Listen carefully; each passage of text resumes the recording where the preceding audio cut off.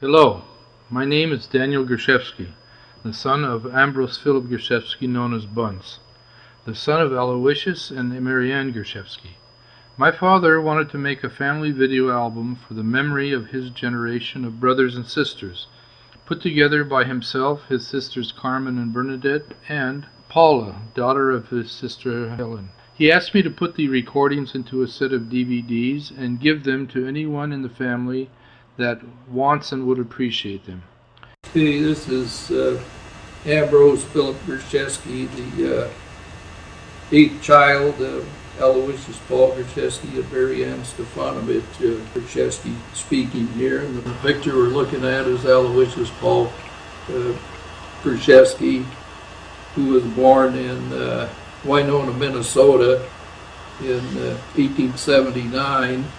And at the age of 6, in 1885, he moved with his parents to Ardagh Township, North Dakota, where his parents homesteaded land. He was raised in the farming area there, and in his middle 20s, he purchased a 2/4 section farmland, which totaled 320 acres. And he farmed that for a while, and Marianne Stefanovich was teaching school in the Ardagh area. The two of them met and decided to get married, and they went to and decided to move into town, Grand Forks, North Dakota. When they moved into Grand Forks, Aloysius got a job at the Avery Farm Machinery Company and worked his way up to being a mechanic and a salesman. And he worked at that job for several years in the Avery Company closer operation in Grand Forks. Aloysius worked for a while as a carpenter and cabinet maker, and eventually got a job working at St. Michael's Hospital. It was run by the Sisters of St. Joseph. And his job there was to take care of the steam heating plant. But in addition to that, he did some other work. One thing I remember him doing was the doctors wanted a traction bed built, and they showed him a picture and explained the function of the thing, and he built a traction bed for him, and I just happened to be with him when the doctors that ordered the bed built wanted to show him how it operated with a patient in it. And so I went along with my dad, and we saw a demonstration of this, and it was the first and only traction bed I ever saw. And my dad and my parents kept the farm for quite a few years, but finally my mother died, and my father went into a rest home or nursing home, and he lived out the rest of his life there. And he died in 1970, and he's buried in the Calvary Cemetery in Grand Forks, North Dakota. My name is Carmen Marlene Olin. This is my mother, Marianne Stefanovich Gerszewski.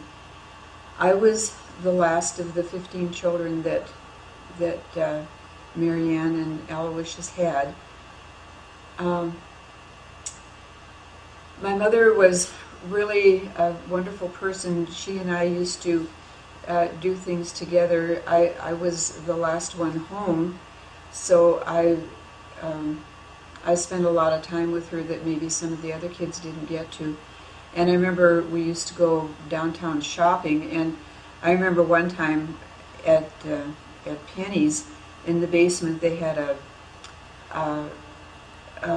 setup for selling dry goods, and all of the dry goods were, the fabric material were all on cardboards, and they were up really high, and somehow or another I got away from my mother, and I couldn't see her over these things, and it was really panic time. I just didn't know what I was going to do until somebody found, got the two of us together, and then it was okay. But boy, that's an awful feeling to lose your mother like that downtown.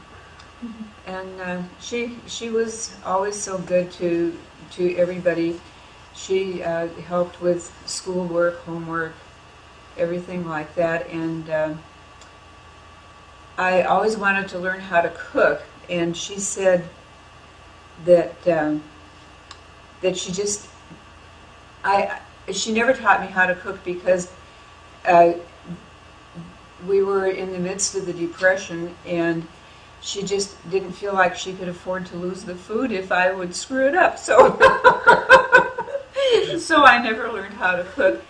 And I did learn how to sew a little bit, but not really very much there either, because, I certainly wasn't going to be allowed to cut up a piece of material and make a mess of it. But she helped me with my schoolwork, and she was really a very good mother. I remember the black plush coat that we all got to sleep with when we were sick with tonsillitis or the flu or whatever. We got to sleep on her and Pop's big bed, and she would throw the black coat over us, and it was just wonderful. We just felt so cared for to be able to sleep under that coat. She just was more than wonderful. I just can't say enough nice things about her. And like I said, Bunce told a lot about their very early life. And I think that she was surprised that she had 15 children, but she treated all of us very, very nicely. We were all treated equally, I think, and I was the last one, and she was always very good. This is our sister Jen, or Genevieve. She was born on the farm. She was the first of the children that were born to Mary Ann and Aloysius Paul. Well, Bunce has a lot of stories about her, and he really remembers her better than I do. I remember she did teach me a little bit about knitting, and she couldn't teach me about crocheting because I'm left-handed and she was right-handed, and you can't interpose that too much. But I learned embroidery from her and knitting, and she was always nice to have around. She was a good cook. She was sick a lot, and I always felt bad about that. But she spent a lot of her time keeping house for priests, and Bunce has a good story to tell about her, and he's going to do that now. Well, she was a good cook, and Ma liked rhubarb sauce, and she canned up about 8 or 10 quarts of rhubarb sauce, and nobody would eat it except Ma. So she went to Jen and asked Jen if she could find some way to get that rhubarb sauce used. And so Jen took an applesauce cake recipe and juggled it around and substituted the rhubarb sauce for the applesauce. And the cake went over real good, and after the 8 or 10 quarts of rhubarb sauce were gone, people in the family asked her, when are you going to make some more of that delicious applesauce cake? So she was a great success at that, but she cooked a lot of other things that were really good, and she was a good sister to have, and we all missed her when she was gone. It really does. This is a picture of Anthony Herbert Gerszewski, the second child and first son of Aloysius Paul Gerszewski and Mary Ann Stefanovich Gerszewski. He was born in 1910 in Ardagh Township in North Dakota, and of course he moved into Grand Forks with his family around 1913, and he went to the Catholic grade school there, but he was one of those people that seemed to have a lot of ambition, and when he was real young, he started with a newspaper route, delivering papers for the Grand Forks Herald, and then later he got a job in the mailing room of the paper there. They when the papers would come off the press, well, they would he was one of several people doing this. They would wrap and paste a white band around the paper, and then slap an address label on and throw it in a mail sack. And so he did this for a while, and apprenticeship was offered for a pressman, and so he got this job as an apprentice pressman, and he worked at that at the Grand Forks Herald there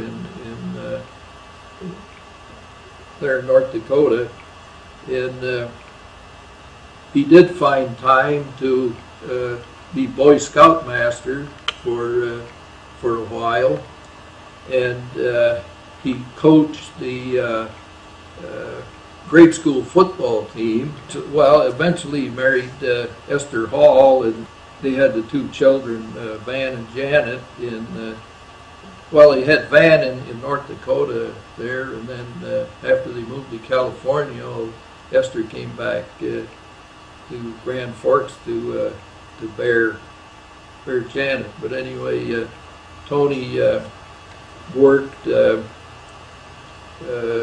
on the big newspaper presses the rest of his working career, and the last place he worked was on the Mercury News, San Jose. Of course, he retired, and he worked some after he retired, but that was his last job in retirement. This is Adolf C. Gerszewski, the third child of Aloysius Paul and Mary Ann Gerszewski, and the second son. He was born in 1912 in Ardagh Township, and of course he moved into Grand Forks with his parents, and he was just a few months old. But he, like Tony, started out with a newspaper route for the Grand Forks Herald, and also worked in the mailing room.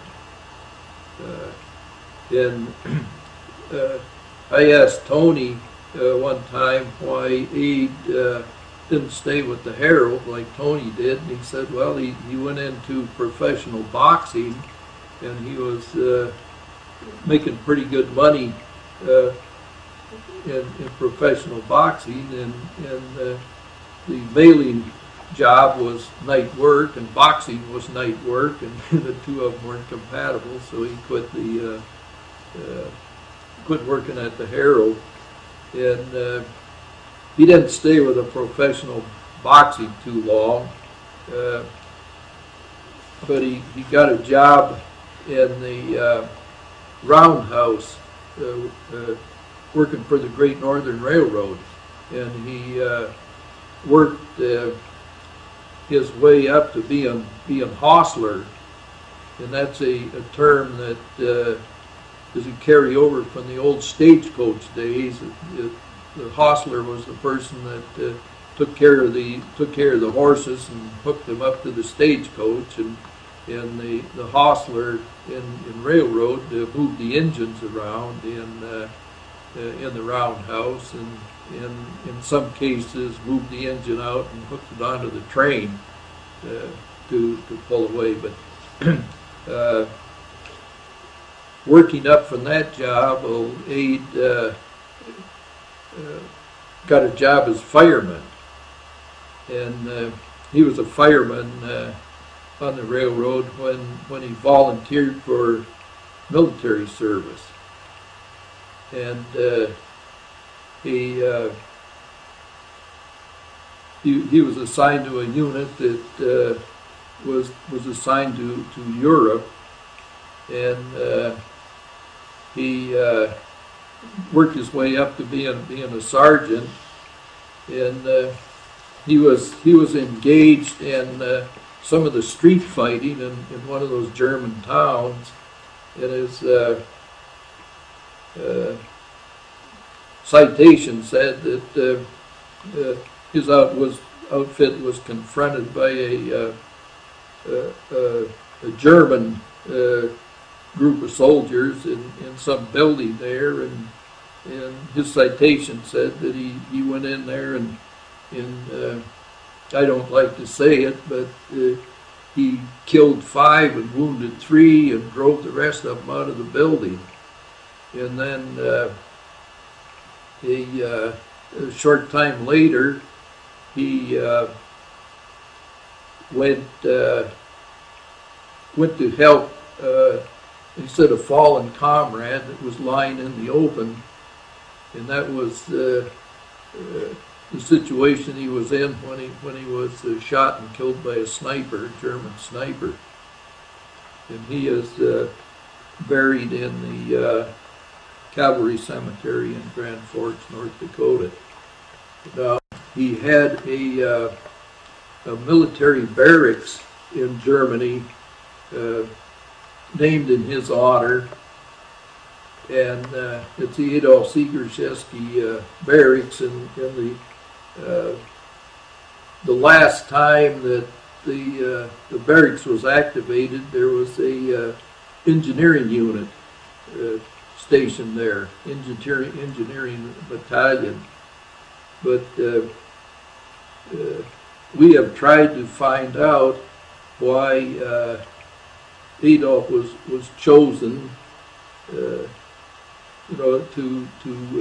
have this barracks named after him, and we found out from the from the Army Department that it was the prerogative of the first commandant of this base, when the Americans took it over from the Germans, to choose the name for it.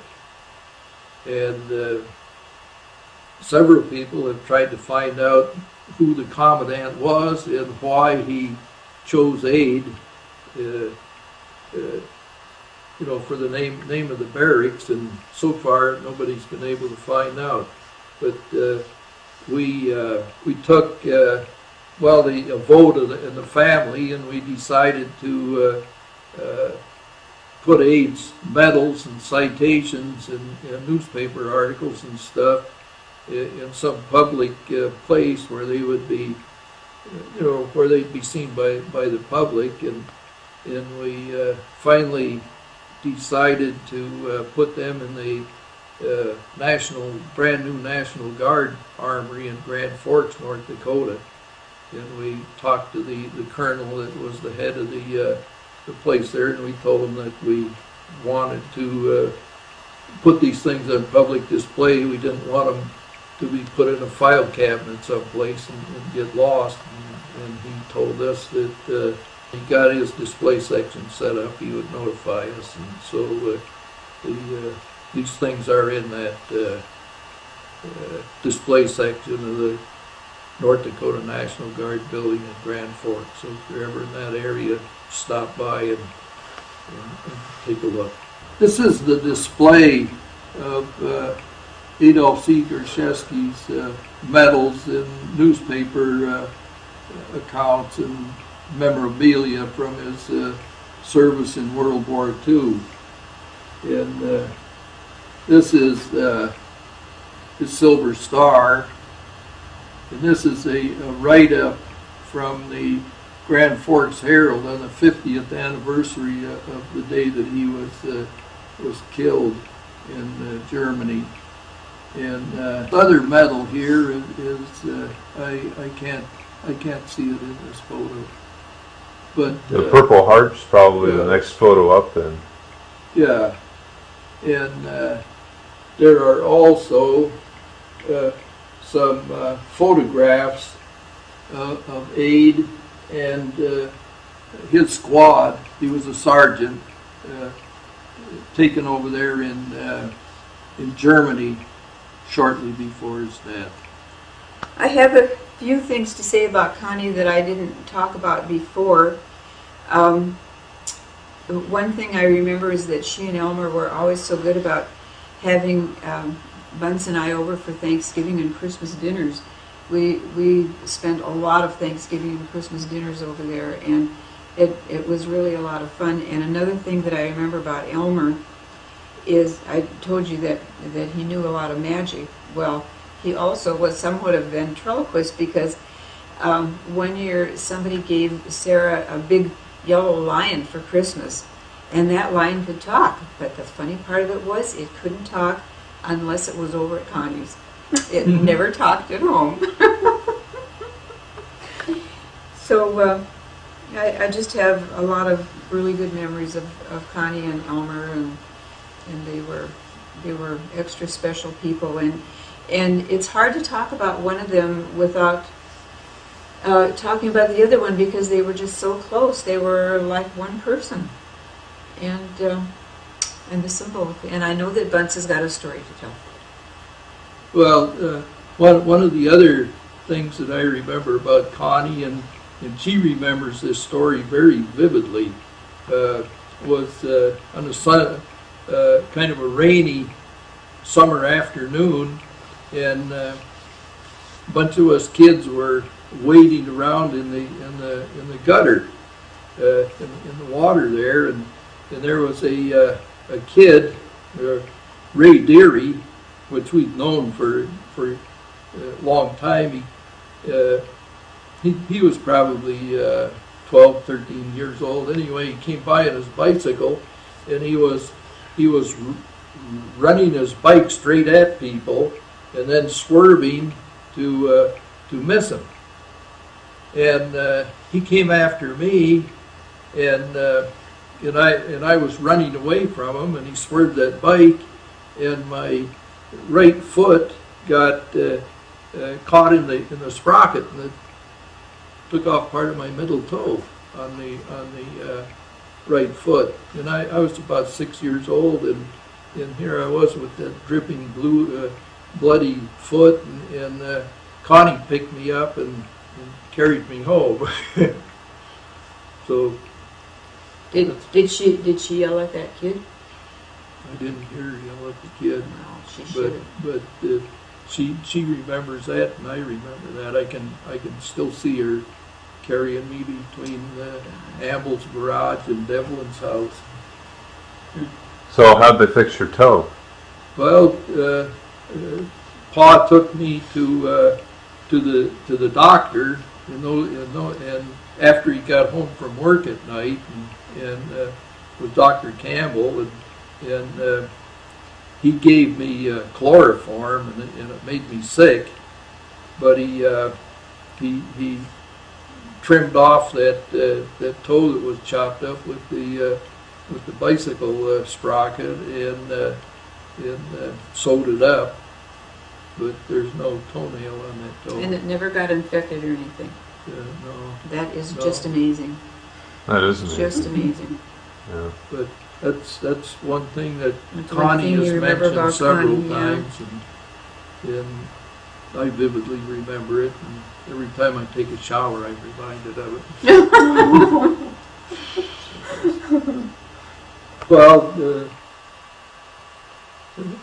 okay. One of the things that went on in the family since Paul was born and raised on a farm, well, he'd learned butchering and meat cutting, and in the fall, in early winter, when we didn't have any freezer.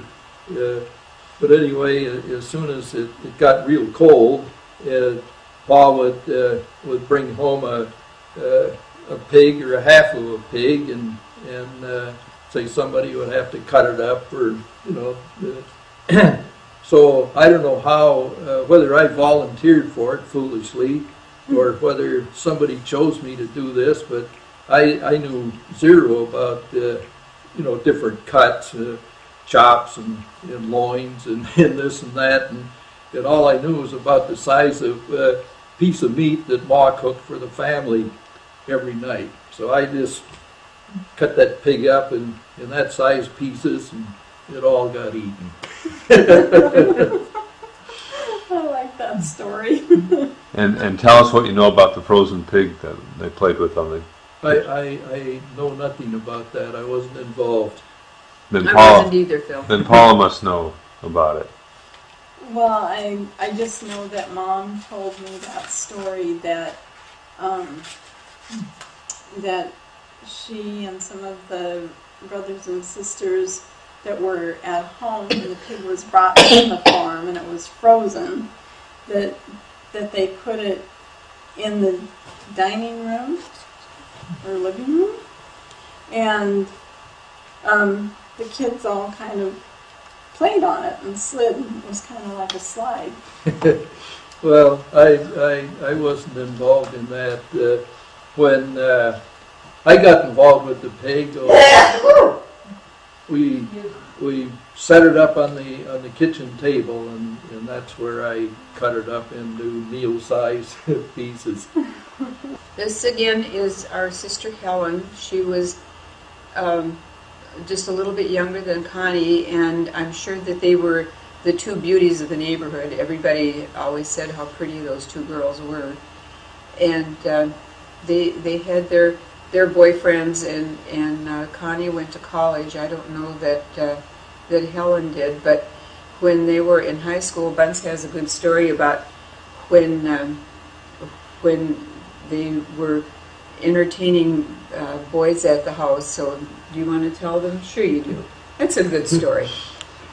Well, they were expecting their boyfriends over for the evening, and so they spent all day cleaning the house, sweeping and polishing and stuff, and then one of them stood by the front door, and one of them stood by the back door to make sure that us unmannered little rascals wiped their feet before we came in and messed up their house. I don't know if I never asked Connie if she remembered that, and maybe she didn't want to. Well, I remember Helen, as I mentioned one other time, Helen had married Charlie Bach and had Mary, and she used to bring Mary over a lot. And I can remember I felt so privileged because she would let me take Mary out in the buggy and push her around the block in the buggy. And that just was a big privilege for me to take her out. And I can't really remember so much about that time. It seemed like Helen and Mary were there a lot, but I don't remember how much. I really don't remember a lot about Helen, but I know that she was really a sweet lady and everybody loved her. This is Leonard Aloysius Gerszewski, and he always kind of bragged up the fact that he was the only one that carried his father's name, Aloysius. Anyway, he was born in Grand Forks in 1917, and he worked in Grand Forks there after he got out of high school, and he joined the Army early in the Second World War, and he served in Alaska. And he one of the things that he bragged about was that he was in Dutch Harbor when the Japs bombed the place during the Second World War. And of course he wasn't injured in any way, but he was in action there. Anyway, when he finished his service in the Army, he went to a GI school of cooking, and learned the cooking skill, and he worked at this all of his working life. At one time, he worked in the kitchen at one of the Boeing plants. And one time, I was cooking something in a 1-quart pot, and he says that's about the size pot I used to measure the seasonings that I dumped into the into the cook pot. So anyway, he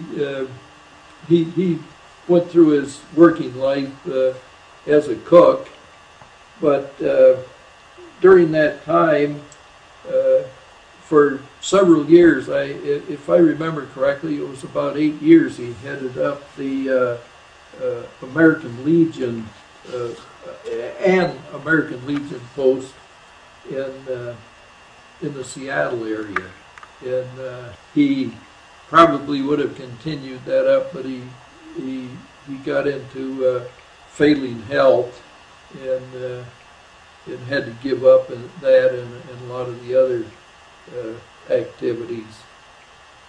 Anyway, he died in 1988, and he's buried in the Washelli Cemetery in Seattle, Washington. One thing that I remember about Len and Tanya both is that they both loved animals, and they had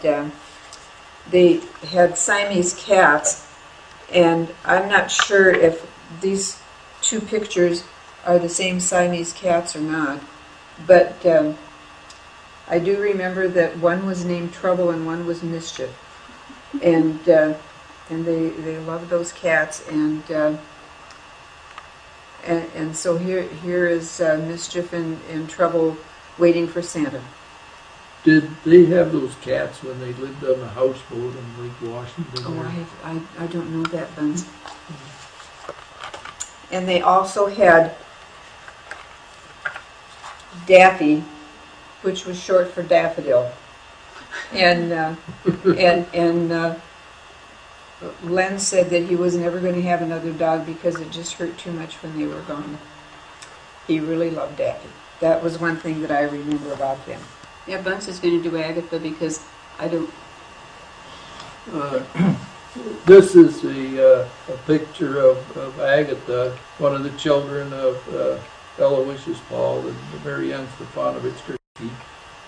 Agatha is the girl on the left, and the girl on the right is Helen. The girl in the middle is a neighbor girl that just happened to be in the area and got in the picture. But Agatha was, and this is Ambrose, and Agatha was about a year older than me, and we were fairly close together.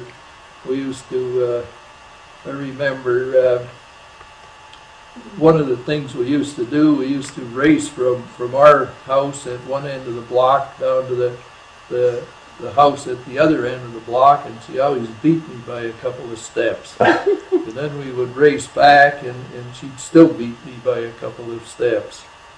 And Ma used to say that Agatha was kind of phenomenal about learning a song. She could hear a song once, and she could sing it and sing it right, which is I understand kind of unusual. But what I remember real vividly about Agatha was her last few days of life. She got spinal meningitis, and about the time this happened, it was on a Sunday, and Tony and Aid had newspaper routes, and they had 3 extra papers after they delivered all their papers. So they had 3 extra ones, and they gave them to me, and I went door to door selling them for half price. They were supposed to be 10 cents, and I'd sell them for a nickel, and I came home with 15 cents. And Agatha and I went down to one of the neighborhood grocery stores, and we bought a couple of those small packages of raisins. And I still remember we were sitting on the couch in the parlor, eating the raisins and laughing and talking. And the next morning, when I woke up, Agatha's bed was right above my head there, and she was in convulsions. And Connie also spotted this, and she got our parents, and they took Agatha to the hospital immediately.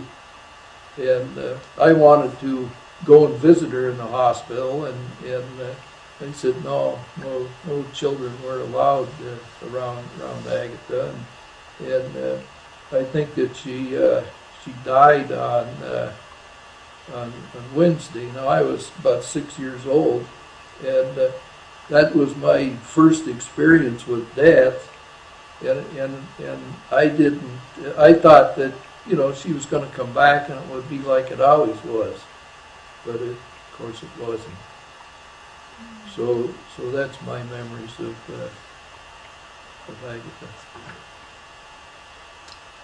And she was gone before I was even born, so I don't know anything except what I hear.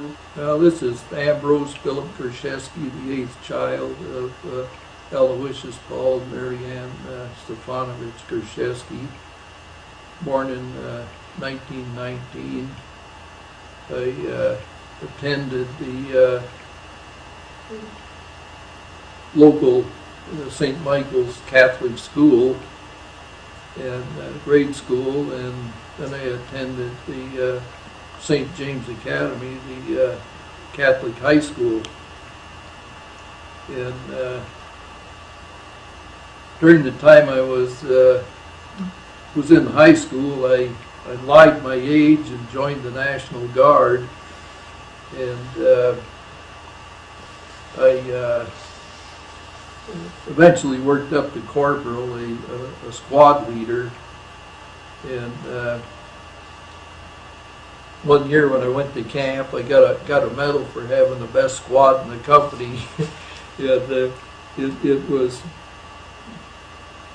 well, I suppose it's kind of amusing, but when it happened, I was kind of annoyed at it. But anyway, the captain of the company, this was when we were at camp, and we had we were in a row of tents, what they call the company street, and every morning the captain would come out and he would check all the tents, all the cots, and all the equipment and everything, and then he would walk around each tent, and he had his clerk following him and marking down points, and the last day that we were at camp, well, I didn't have any demerits in my camp, and so I was walking around with the captain when he was walking around our tent, in my tent, and he was chewing on a cigar butt, and in the front of the tent he threw the butt down on the ground, and he walks around the tent, and he tells his clerk, he says, nobody can be that perfect. He says, 5 demerits, and he points at the cigar butt. But I still got the medal for having the best squad. And when I was in that camp, well, I won the middleweight boxing regimental championship for 2 years. When I graduated from high school, I was offered a scholarship. And I have to chuckle a little bit about this, and usually when I tell somebody this, they chuckle too. But anyway, I won a scholarship to the North Dakota University of Forestry, and it's still kind of funny because there really isn't any forest in North Dakota. But anyway, I went to the school was in Botno, and I went there in the forest, happened to be a bunch of seedling trees, and it was during the time of that the federal government was pushing shelter belt construction. You know, the dust storms were blowing around, and they thought if farmers planted trees along all the edges of their farm, it would stabilize the soil. But anyway, that didn't interest me too much as forestry work. It looked a lot like farm work. A lot of the work that I did was actually bundling up these trees and for shipment out to the farmers to plant. But I didn't see much future in forestry in North Dakota. And Tony got me a boxing athletic scholarship at the University of Idaho. And so I went to Idaho there, and they got me a summer job in the Weyerhaeuser lumber camp, building, helping to build a road through virgin timber. And so I got checking around there, and I was still interested in learning forestry. And I talked to the people that were in forestry, and they said that they went through college there, and they maybe get a month or two work in month or two work in the summer, and then 10 months off. And so I I left there, and I went back to North Dakota, and I got a job as a brakeman on the Great Northern Railroad. And here again, it was it took they said 12 or 13 years to work up enough seniority to get a steady job. And so I enrolled in a technical school, the Aero Industries Technical Institute. It was part correspondence and part actual shop work, where they actually build an airplane in the shop there, but I don't think anybody ever flew it. So anyway, that's where I got my start in the aircraft industry, and the aircraft companies were coming around trying to hire people that were taking this course before they even finished it. And so anyway, I wanted to get my certificate, and so when I got my certificate, when I finished the course, I talked to the counselor there. I said, I asked him if he was in my position, what company would he sign up with? Because I had the choice of any of the companies along the coast, and he said he would go with the Northrop Company because it was a young company, and the chance of promotion was better there than some of the older companies like Lockheed and Douglas. So I signed up with Northrop, and here again I was real fortunate. Instead of putting me on an assembly line driving rivets, the same darn thing every day, they gave me a start in manufacturing engineering, where we built the tools to build the airplane. You know, like well, the first tool I worked on was an assembly tool for a wing on an airplane, and so I started out learning to build tools, and then somebody invited me to go into tooling quality control inspection, which was a little bit of a promotion. And then somebody came down, the supervisor out of tool design came down and invited me to take a test to see if I could qualify to be in tool design. And so I passed the test and got the job in tool design, and eventually worked my way up to being a supervisor or a manager. So that's what I did for 38 years. I spent about 30 of them in tool design as a supervisor, and with one title or another depending on who the manager was. But anyway, I did that until I retired in 1979. So that's the story of my career. This is Herman Gerszewski, the ninth child of Aloysius Paul and Marianne Stepanovich Gerszewski. He was born in Grand Forks, North Dakota, and attended the St. Michael's Catholic Grade School and the Central High School, the high school. In his teen years, Herman was the underwater swimming champ in Grand Forks there.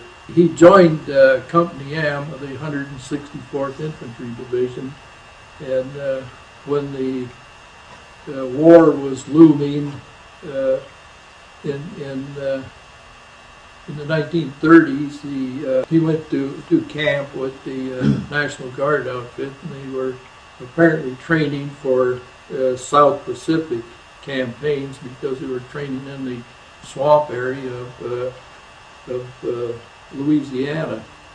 He went overseas after the war started, and Herman fought in the battles on Guadalcanal Island, which was the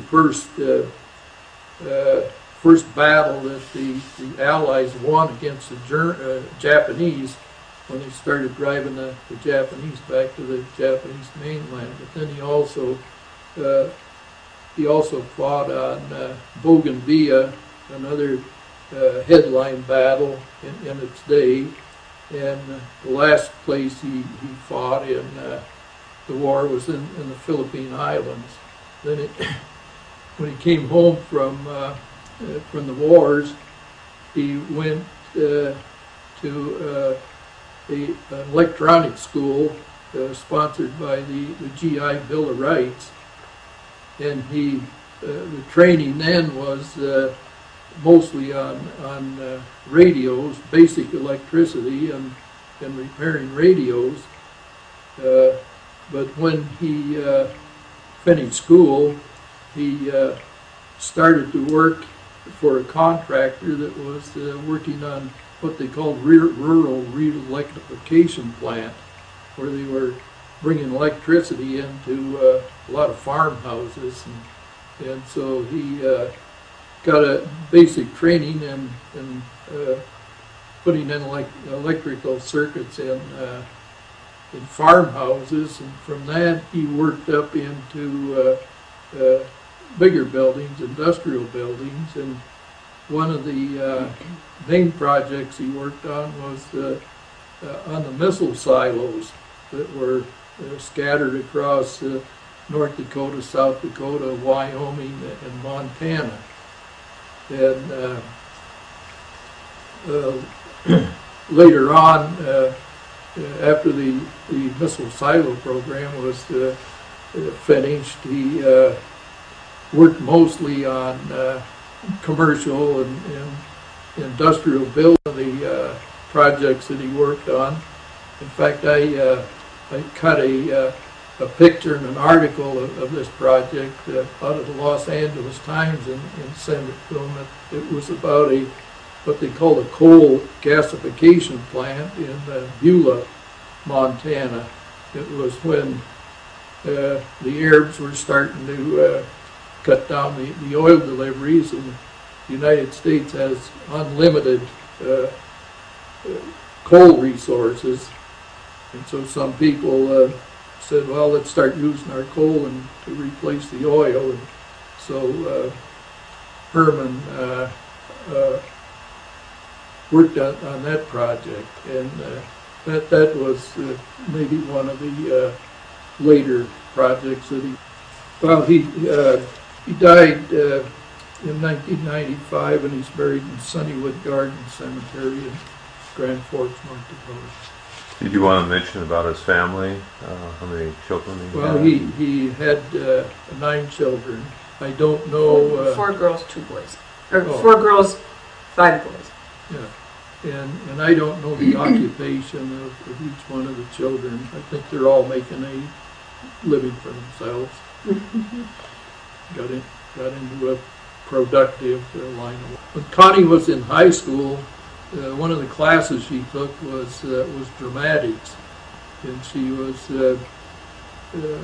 trained under Sister Roswitha at St. James Academy, and she entered in a state, what they call the declamation contest, and this was the high school students from high schools throughout the state gave a recitation of whatever they chose, and what Connie chose for her subject was The Other Wise Man. And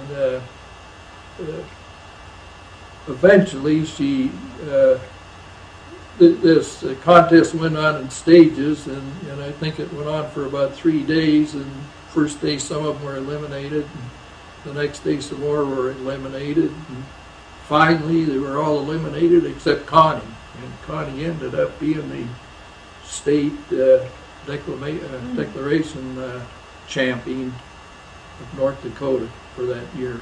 Another thing that Connie was very active in, she collected dolls, and at any time in her house she might have 200 or 300 dolls. Elmer made a cabinet for them, and they even overflowed out of that. And she would buy the dolls, she'd clean them up, she'd make clothes for them and dress them and sell them again, and she made quite a bit of money. And of course the most money that you made is if the dolls had their original clothes and were in their original boxes. But she did really well other than that. And I was talking to Dave a few days ago, and he said that that's something that's still in the house, and they have to go through that, and they're discussing what's the best thing to do with all of these dolls. And unfortunately, neither Marion nor Kim have been very interested in dolls. So I guess what's ultimately going to happen is that this collection is going to be sold. But she really had a great time. She would go to doll fairs and dicker with people and get the best deal that she could on something, and then bring it home and dicker some more after she had them all dressed up and ready to sell. And she really enjoyed it. It was a big part of her life, and she loved it when people would come to the house and look at those dolls and were interested in them, and it was a big part of her. Elmer was an artist, and Connie didn't draw or paint or anything, but she was very artistic as far as dressing those dolls and getting them ready to sell again. I just wanted to add that Mom, Helen, was a very wonderful seamstress, and that she learned to do this sewing from her mother. And then when she and Mary went and lived with Uncle Tony and Aunt Esther was a very accomplished seamstress, and she taught Mom how to do tailoring and just a lot more about sewing, so that when Mary and I came along, Mom sewed all our clothes right from the beginning, and I remember her sewing clothes for me through high school out of all different kinds of fabrics, and I was always really proud to wear these homemade clothes, because that meant that I had something to wear that no one else was wearing. And Mom always used really bright colors, and usually cottons and rayons and wools for the winter time. And it was just a really wonderful thing. She continued to sew after Mary and I had our children, and she sewed some clothes for them, and she also sewed like little stuffed animals and doll clothes for Diana's Kimmy doll. And Diana still has the Kimmy doll and still has the dresses that Helen made for her. And so she sewed all her own clothes also, and just beautiful long dresses and robes, and all her pants and everything fit perfectly because she knew how to put it all together. And I remember her making patterns on the dining room table and just being very conscientious. She even finished her seams on the inside so that things looked just as beautiful on the inside as the outside. Gosh. And she did teach me to sew, and she was very patient with that. And so I sewed for Diana and Tiffany, not quite as much as Mom sewed for me, but I have to say that the inside of my seams were not as good as hers. But I had a lot of fun sewing, and I still do. And so it's kind of a tradition. And you're making a quilt. Oh, and I'm making a quilt out of bright colors that remind me of the materials that Mom used to make clothes for my sister and myself, and also for herself. And she even made a few suits for herself, that, especially one I remember had a little fur collar it was just really a beautiful suit.